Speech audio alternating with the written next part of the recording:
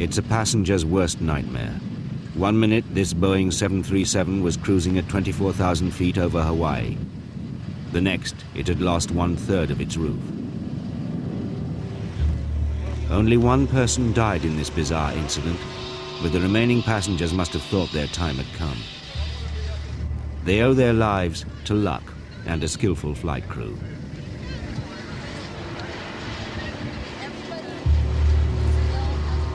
Earlier in the day, a passenger boarding the aircraft spotted a small crack next to the door, but was too shy to speak up. As the Boeing reached its cruising height, the skin of the aircraft peeled back like a sardine can. The aircraft was 19 years old and had spent all its life in Hawaii, flying short hops between the islands. But the airline's maintenance men hadn't noticed the effect that the constant takeoffs and landings were having on the aircraft. The metal panels were tugging apart. There were fatigue cracks everywhere. By the end, the 737 was flying on a wing and a prayer.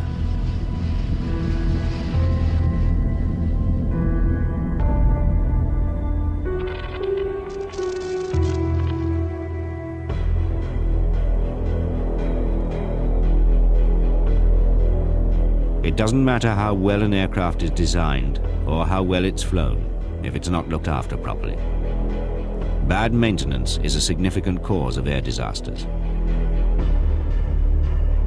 For the airlines, the commercial pressures are now so great that any aircraft on the ground is an aircraft that's not earning money.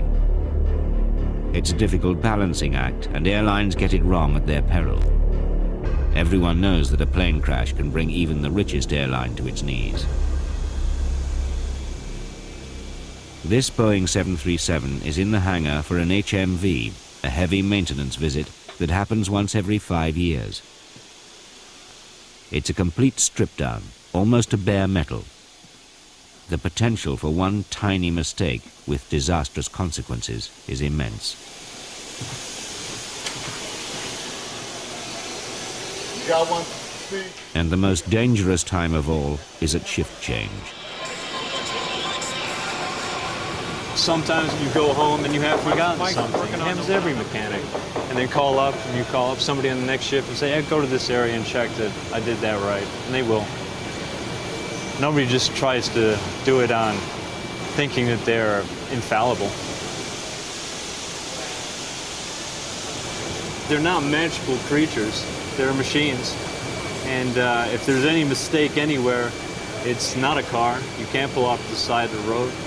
The thing is to minimize it as much as you can. Learning from past mistakes means that there are now systems in place when things are forgotten. Working non-stop, the 3 shifts complete the major service in just 14 days.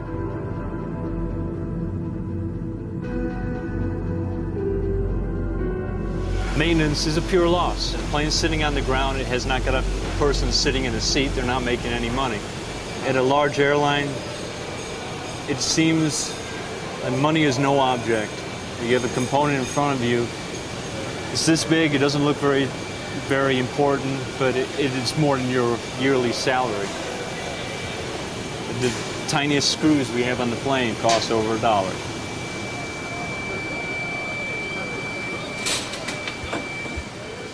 One of the most insidious things about a maintenance error is that it can remain hidden for years. Impossible to detect.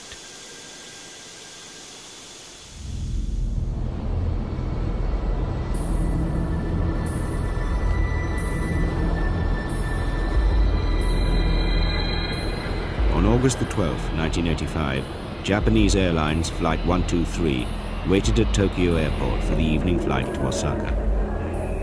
It was a religious holiday. Many were traveling home to be with their families. 509 passengers squeezed aboard the Boeing 747.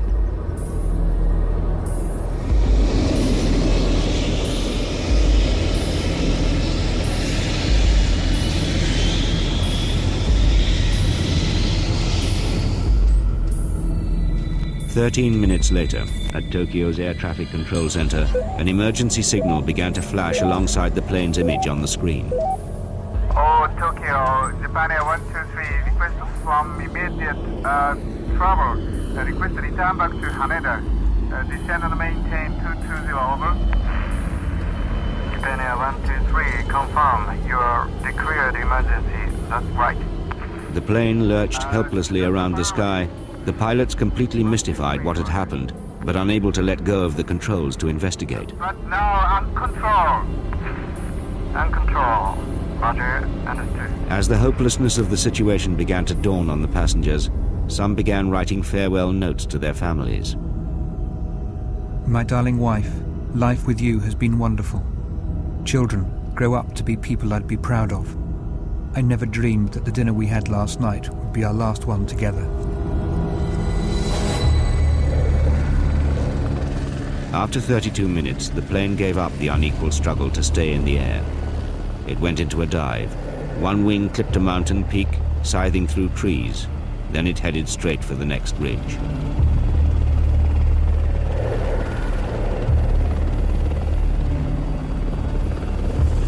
"520 people died, the worst single plane crash in history.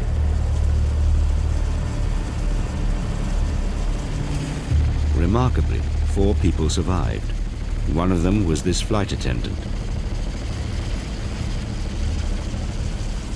A 12-year-old girl was found wedged in a tree, still alive, nearly a day after the accident.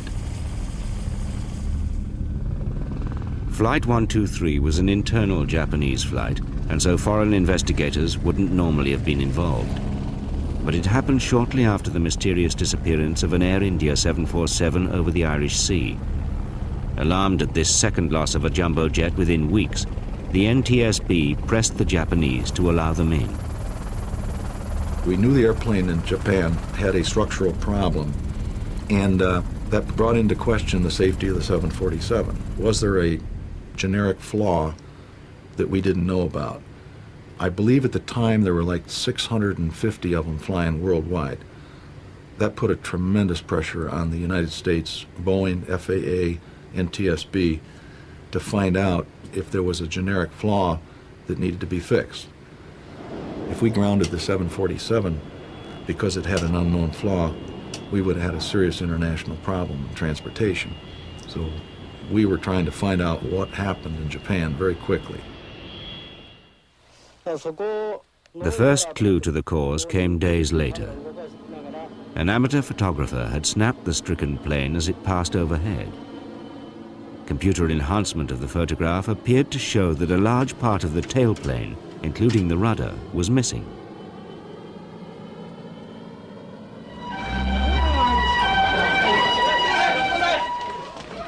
The surviving flight attendant had been rushed to hospital. From her sickbed, she told of a loud noise at the back of the plane where she had been seated. Part of the ceiling had collapsed and the cabin filled with white mist. There had obviously been an explosive decompression.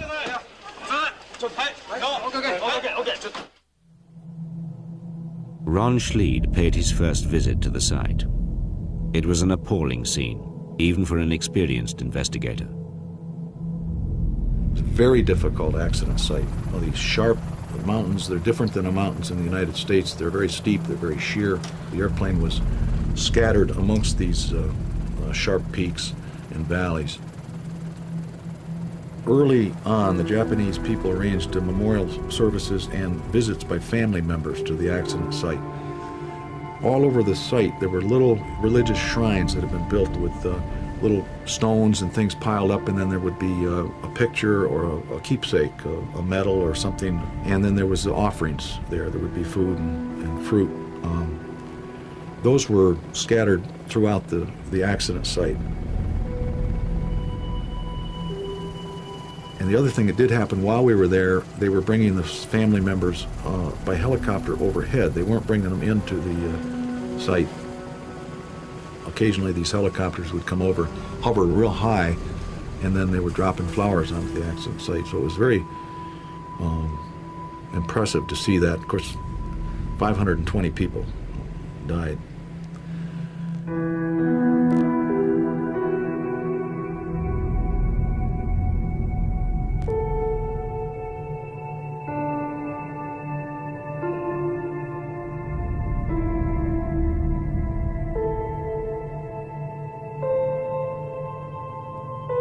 The investigators were working in the most difficult conditions they had ever met. Not only the precipitous mountain slopes, but hostility from the police, who were insisting it was their investigation and no wreckage was to be removed. Feelings ran high against Boeing. The Japanese were extremely cautious about letting Boeing. They didn't want Boeing to be there, certainly unescorted. Initially, they were reluctant to have Boeing there, but we assured them that we always worked with them, and we were able to convince them that we needed the expertise of Boeing to be our advisors. So the only stipulation was that Boeing had to be very close to us. They couldn't wander off.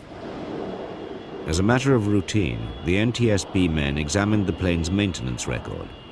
There, they made an ominous discovery. 7 years earlier, this plane had banged its tail along the ground whilst landing. It had been extensively damaged. Boeing maintenance men had been called in to repair it. The critical repair they'd made was to the rear pressure bulkhead. The bulkhead, which resembles a huge metal umbrella laid on its side, stops pressurized air escaping from the back of the cabin. It had been cracked in the bad landing, so the Boeing men had riveted on a new section. Part of our team was a fractures mechanics metallurgist, what they call a national resource specialist, Tom Swift, who worked for the FAA. He didn't go to the accident site. He was not the type he just didn't go to the accident site. He was there to help us.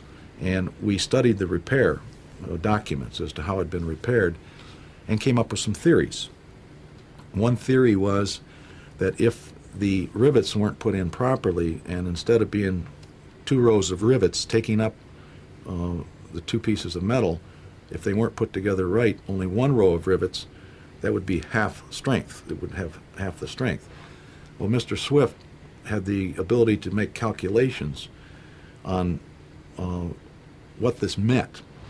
His analysis was that if this wasn't put together right and it was 1 row of rivets, that joint would fail at a certain predicted number of takeoffs and landings. Every time the airplane takes off and lands, it's pressurized. It flexes the metal. But his calculations were very close, within 5% of what that airplane had actually flown since the repair. So we had a pretty good suspicion what to look for. So the next day when we went to the accident site, we definitely focused on the tail. It became obvious all of a sudden that this joint had been put together improperly, that there was only 1 row of rivets taking up 2 pieces of these metals. That means it was half strength, and it failed at the time it would have been predicted to fail by Tom Swift's calculations. What we call that in the business is finding the golden nugget. The Boeing maintenance men had botched the repair. They'd only fastened the new piece of bulkhead with a single row of rivets. The bulkhead was therefore only at half strength. Over the years, the numerous takeoffs and landings had weakened this single row of rivets. Tiny fatigue fractures had spread out from behind each rivet.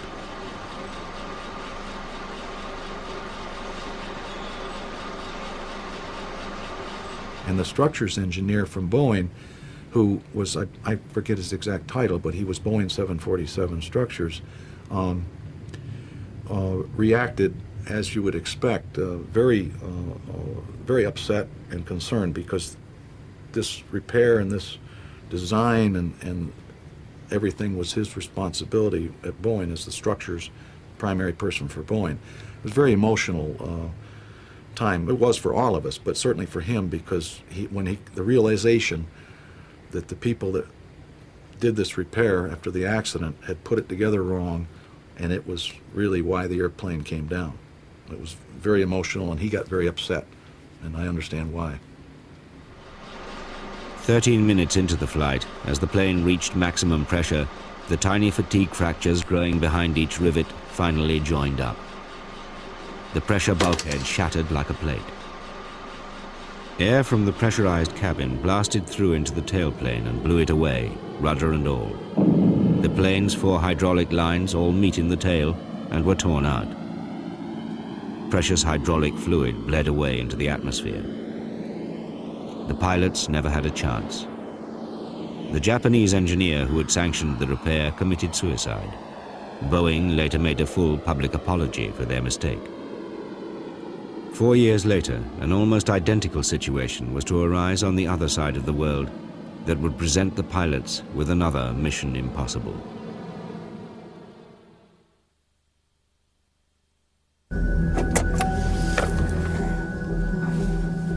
What Janice and Dale Sorensen would find would be the most significant clue in solving one of the most dramatic of recent air accidents. Right behind us, if you follow us, you'll see right where the spot was that it fell.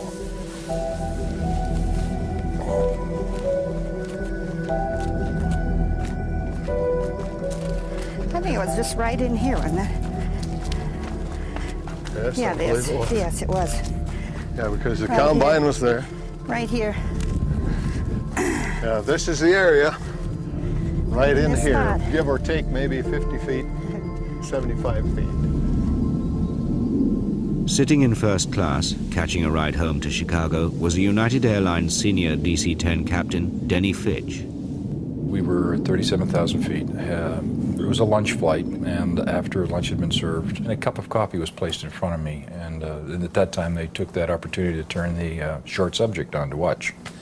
And very shortly after that time frame, there was a loud, muffled explosion. It wasn't a subtle thing, it was very abrupt and very loud. It was not long after Pan Am 103 was downed over Scotland by a terrorist bomb, and I thought a bomb has gone off, and we're all gonna perish at this point. I never even gave it a second thought. I just sat down on the floor and held on because I didn't know what it was. I was kind of sitting sideways in the seat and had a cup of coffee in my hand. And when, as soon as the engine blew, with the explosion, Bill grabbed the controls.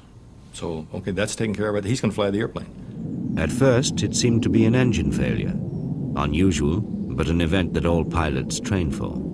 To lose an engine in a commercial airplane, probably that's the most trained maneuver we do in our simulators for emergency practice.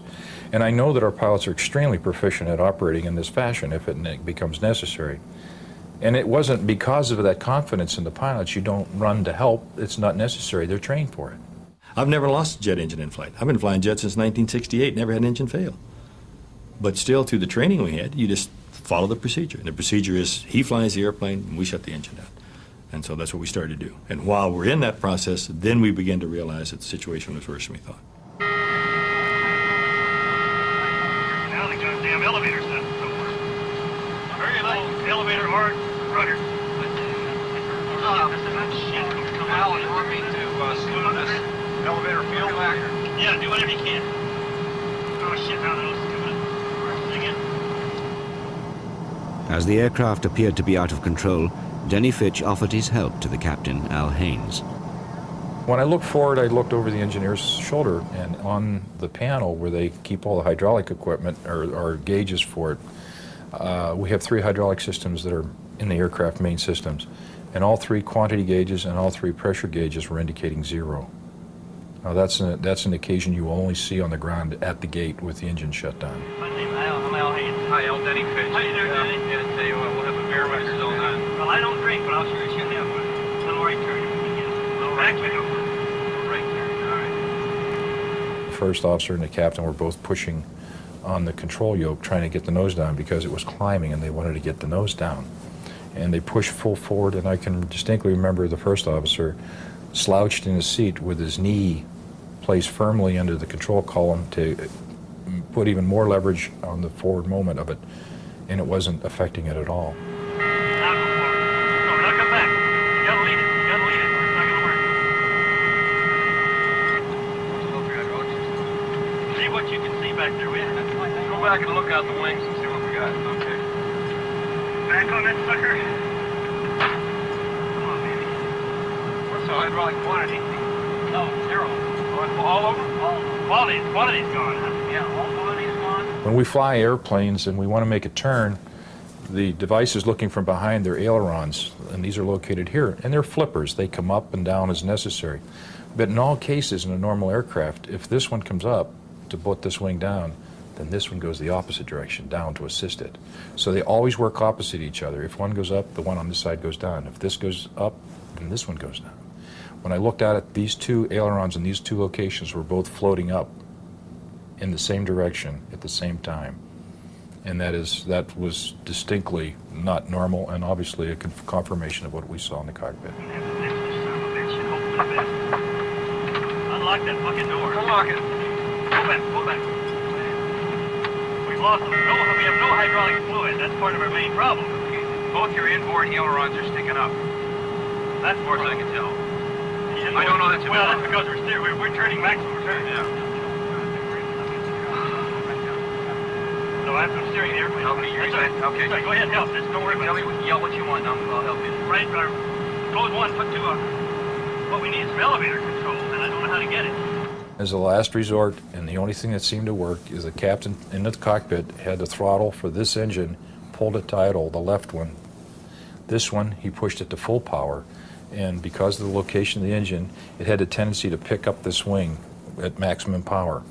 And he was having a terribly difficult time doing that because the number 2 engine, its throttle, because of the explosion and the way it failed, it jammed in the upright position. So it became an obstacle for him to operate around the other 2 throttles.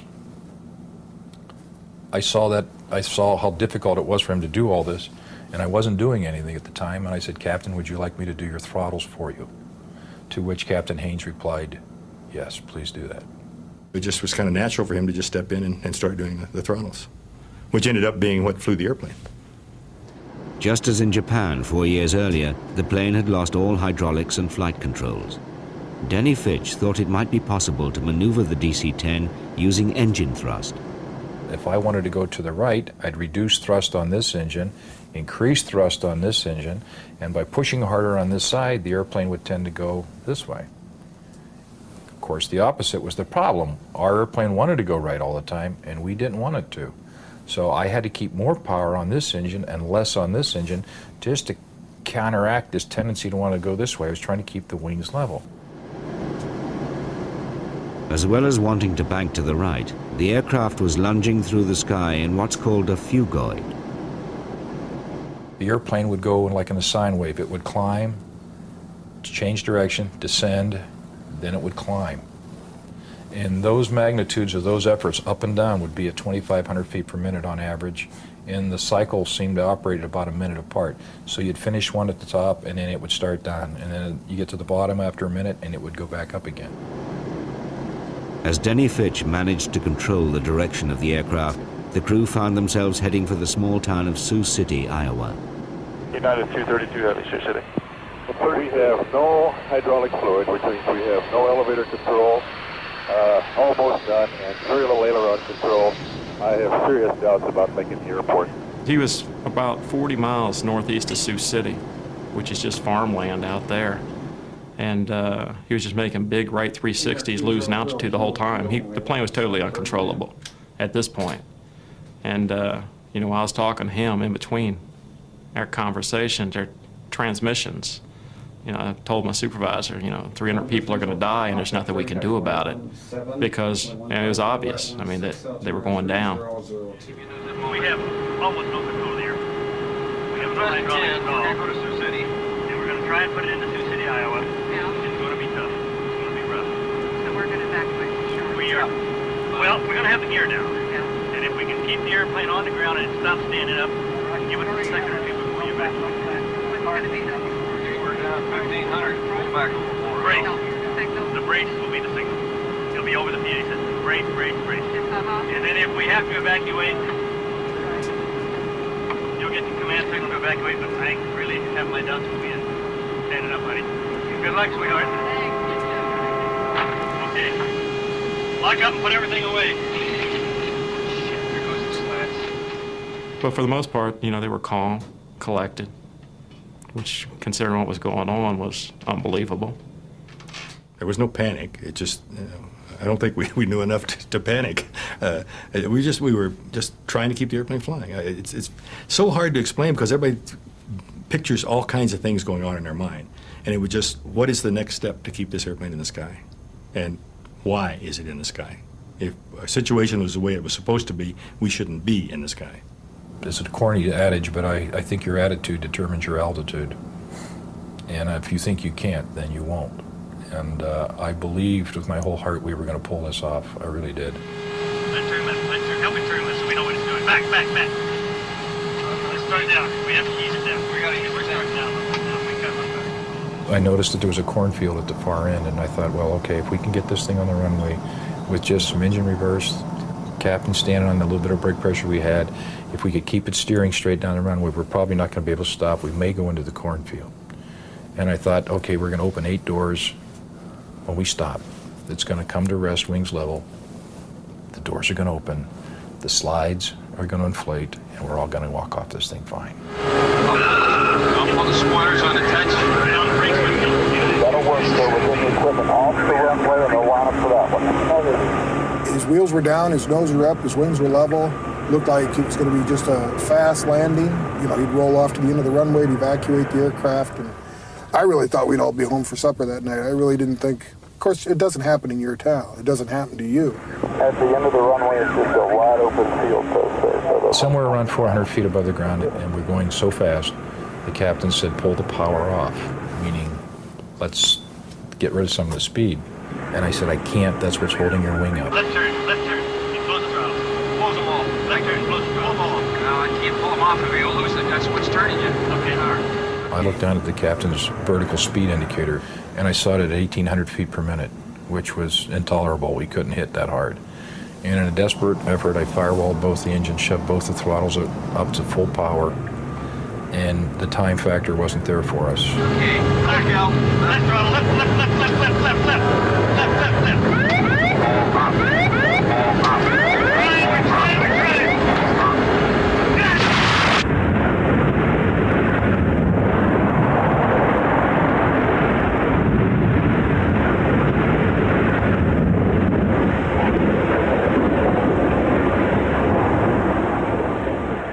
Everybody saw the airplane on final, and it's like, man, he's going to make it.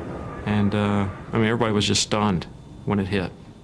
I mean, we couldn't believe it. It was like slow motion. I mean, the plane was probably going 220 knots, and we knew it was going to hit hard. But we expected him to make it. For 30 minutes, I've built up inside me this wall saying all these people are going to die, and then all of a sudden they're all going to live. And then think again, suddenly they're all going to die again. I mean, I just felt like my heart had been ripped out.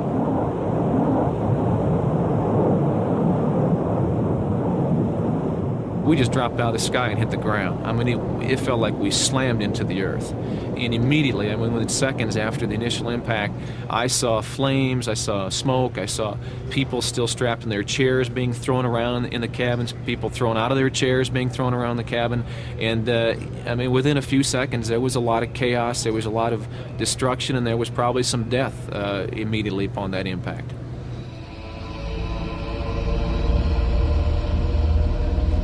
I saw the corn stalks going by Captain Haynes' window. And the strangest thought crossed my mind is, my God, they really do grow at that tall in Iowa. And of course, the bad news was that a normal DC-10 captain sits 22 feet in the air. And I know they didn't grow it that tall. So I knew that something bad had probably happened to our undercarriage, our landing gear. I remember tearing of metal. I remember now very loud, shrieking engine noise. Noises that you've never heard before and you hope you never hear again. It was horrendous. These strange, shrieking noises. And we went straight ahead for a period of time, and then we veered to the right into a soybean field. And it's almost as if somebody had kicked you from behind, and you could feel your whole body went forward as if you were going over the top. When we started to go over, I was like, I don't want to do this. I know this airplane is starting to roll. I felt heat, humidity, and debris, and after that it was just one of the most, I can't begin to describe in words how violent it was after that. I couldn't hear anything, I couldn't feel anything, I couldn't smell anything. Nothing was working except my mind. It was like total body detachment or being in a protective cocoon. I then realized that 2/3 of me was suspended in fire, and I felt this is it. This is how I'm going to go on. This is how I'm going to die. And it was the most incredibly peaceful moment I've ever known. That I was in no pain, I had no fear anymore. It was total peace. Get to the plane crash. Get to the plane crash.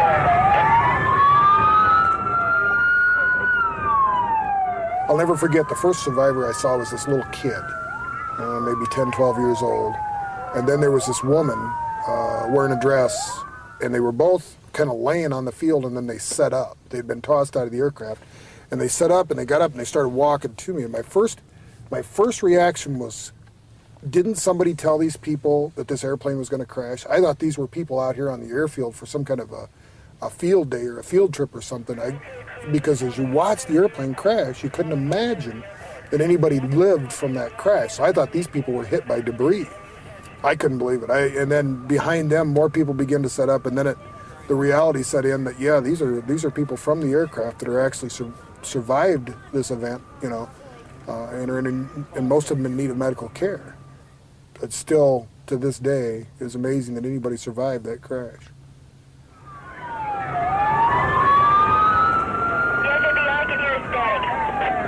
There's lots of people running around out here. We're not sure how many passengers as of yet were on the plane. I opened my eyes and I couldn't recognize a thing. It was like waking up on a foreign planet. I was thinking, I'm still thinking. In other words, I'm still alive. And then it was right back to work. We've got to get out of here. There goes life flight, Captain. Behind me, I heard someone say, there's an opening. I immediately went back where I had heard that voice, and surely enough, people were walking out into a cornfield. It was surreal. I could have been saying, thank you very much for flying with us today. And they were going slowly, and in the back of my mind, I kept thinking, this could blow up at any minute. I wish they'd move faster. We're taught that when the fire is too hot, the water's too deep, and the smoke is too thick, that you leave. So there was no question of me going in to look for anyone else because it was deadly. That's when I left.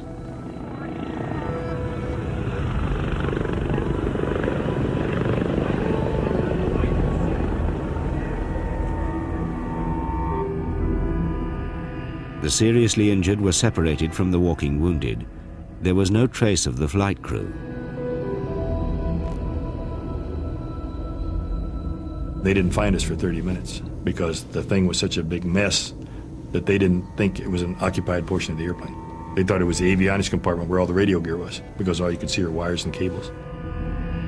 We came to rest inverted, and our second officer in his position had a hole. He was able to get a hand up and put a little bit of insulation in the air, and he kept waving it, and finally, after about 30 minutes, one of the rescuers saw the hand, saw the insulation, came over in his truck to look into it, and he was informed by our second officer that there was 4 pilots in here. This was the cockpit.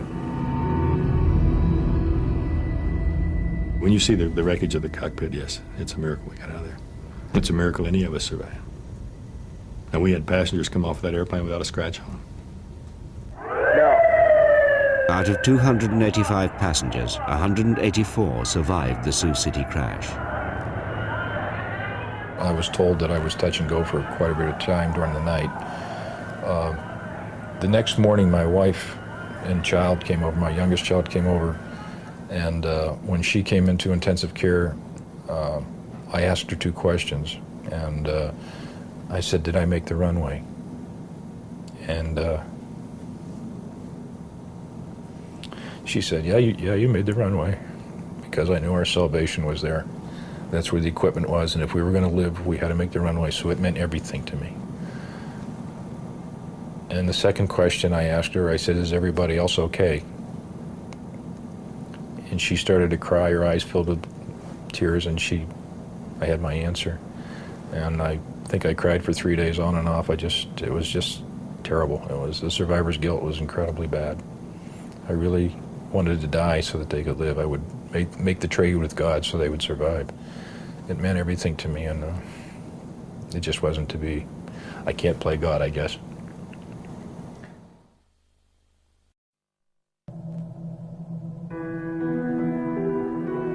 I don't know, you just don't have a chance to think it all through yet.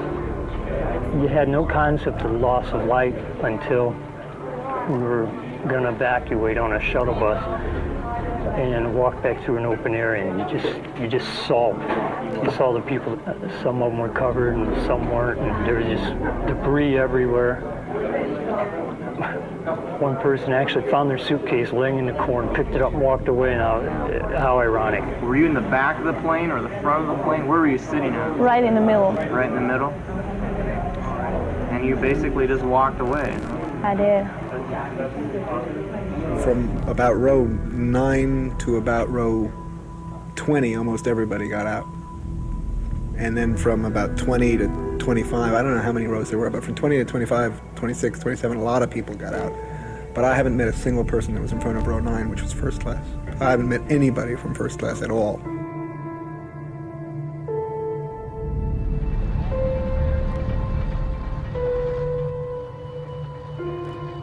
Before the National Transportation Safety Board investigators could start work, the rescue teams had to clear the charred wreckage of bodies.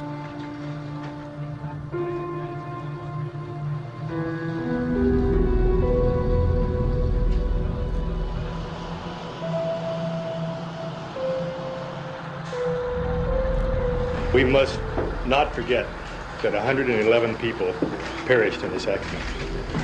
And to their families and their friends, I would like to say that this crew, and in fact the entire industry, is dedicated to finding the cause of this accident. So maybe we can never have it happen again. The NTSB investigator in charge, Bob McIntosh. The wreckage was spread out all over the airport for probably the better part of 3/4 of a mile. And the airport was covered with crops in the growing areas. Consequently, the wreckage was embedded in a cornfield, which was a bit surprising for us. We just had not thought about that for an airport situation. And we were able to immediately see the initial impact points of the aircraft at the end of the closed runway where it landed, and follow up to where the cockpit section was and up to the tail section, and then this large section of fuselage that was over on the side. Now this is what we call a core engine. Then up in front, I told you to look at that fan up at the other engine, and I took this and pointed at it and said, you're going to see what's missing now. That whole fan area is missing. That whole damn fan area. And this is a large piece of equipment. And when it goes, if it's spinning at a high RPM, it's got a kinetic energy that's really something. It's really something. Nobody's going to solve an accident in the first 30 minutes or the first day. Consequently, sticking with the rules of investigation means that you count all 4 corners of the airplane and you look for all the ground scars you can find. Consequently, we had our performance team out at the original point of contact. We had our engine people looking carefully at particularly at the number 2 engine. We had our structures people looking at the tail where we saw all the damage that had been done from the rotating parts. And we had lots of people looking for the things that might have fallen off the airplane. And indeed, one of those parts came into very prominent notice to us, one of the hydraulic lines. The investigators knew very early on that the tail engine's fan disc had disintegrated and spun out and sent shrapnel through the tailplane. The hydraulic lines were severed, the flight controls useless. But they didn't know why, and they couldn't find the fan disc. As the accident unfolded, it became obvious that the fan disc in the number 2 engine was missing. And also was known that the hydraulic systems were damaged and things of that nature. So it became a giant search to try to find these disc pieces, and they're large. The disc itself is a 300-pound titanium forging, and on top of that there are these fan blades that stick out, and the whole thing is very big, very heavy. So these pieces, you would think, when they fell to earth, they would be obvious and that you would walk up and find them. But with the Iowa cornfields stretching for miles on end, no one could find them. They did aerial searches and all types of things.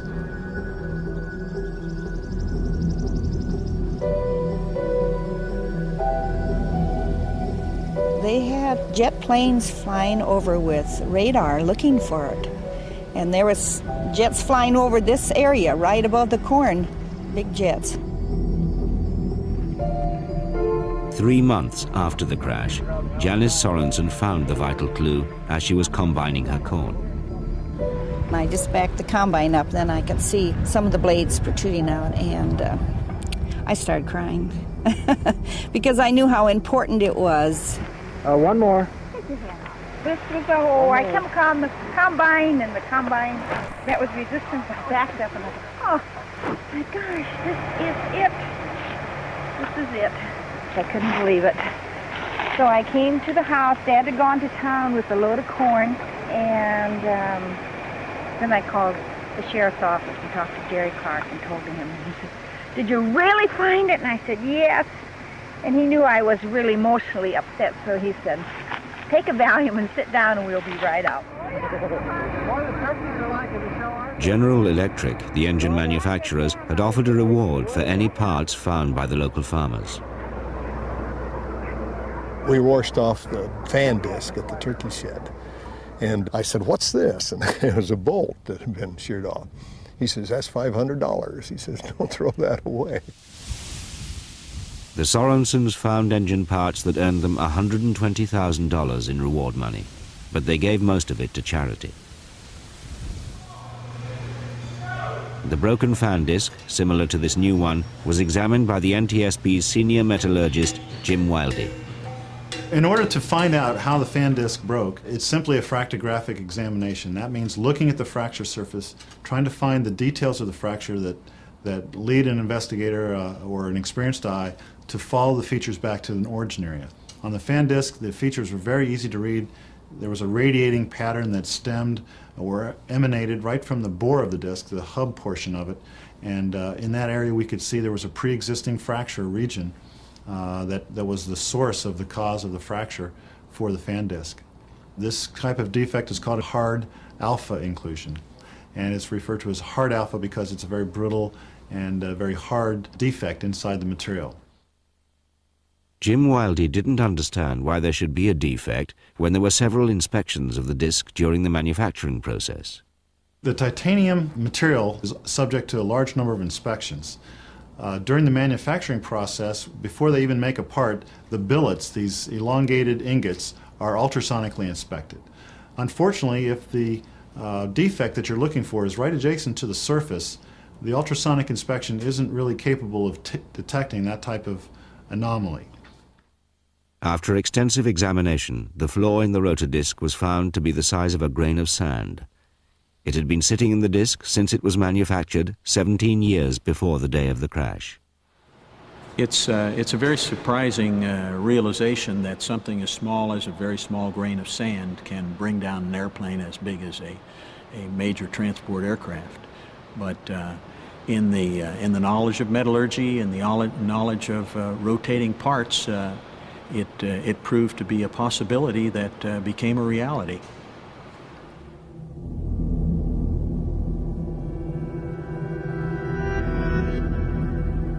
Although the flaw in the disc happened during manufacture, the United Airlines maintenance team were harshly singled out for criticism in the NTSB's report. United's maintenance inspectors had failed to spot the flaw in all of their routine inspections. In the end, said the NTSB, it was all down to human errors. We are still not satisfied that the report reflects the things that really happened. The disc was defective at delivery, and that we believe we did everything as a company possible to inspect. It happened before my time as director of safety, and I have gone out personally and gone through the inspection line. I've talked to the people who were involved. We still at United do not accept that there was anything further we could have done. The crash at Sioux City was the result of an extraordinary chain of events, a 1 in a billion chance. We have an adage in aviation safety. It says that if you break any link in the chain, you've broken the accident. The accident won't happen. But once that, if you haven't broken this chain of events that start, in this case, the flaw in the disc causes the discs to fail. The disc failure causes parts to fly to the engine. The parts fly to the engine, it punctures the horizontal stabilizer. When it does that, what are the odds of it hitting 2 hydraulic system lines? And it did that as well, and it punctured those too. It all happened in a quarter of a second, and it all started with that small defect in the rotor disc. So it went from a rotor disc problem to an engine problem to a hydraulic problem to a loss of control problem. Flight control. Again, the trail goes right back to the little defect in the disc.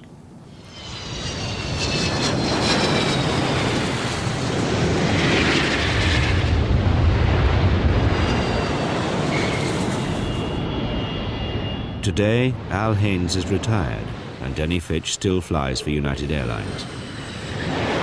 For the flight attendant, Jan Brown, the crash led to a personal crusade. As she prepared the passengers for the emergency landing at Sioux City, she went through the standard procedure, showing each mother how to hold their child firmly on the floor in front of them. On impact, all the children were thrown forward as far as 15 rows away. One small boy died. That little boy would be alive today if he'd been in a seat. But because the FAA says children under 2 can fly for free and sit on a parent's lap, that's what we have.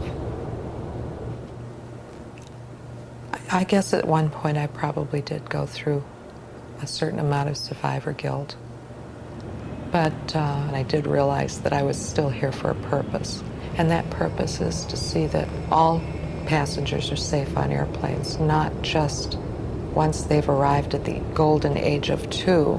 And I will pursue it tenaciously and relentlessly until the FAA mandates it.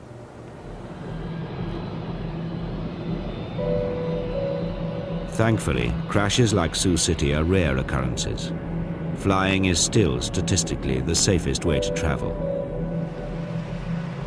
Quite frankly, the danger that I face every day when I go to work is between my driveway and the parking lot.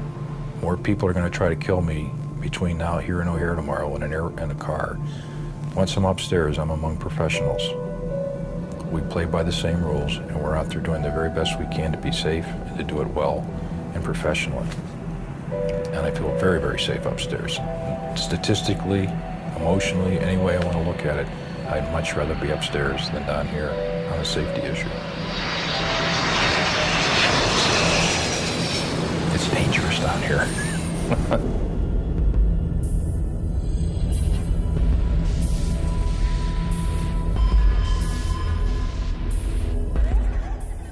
Next week's Black Box finds out what happens when the pilot's to blame at the same time, 9 o'clock. The book Black Box costs $14.99 and is available from most bookshops.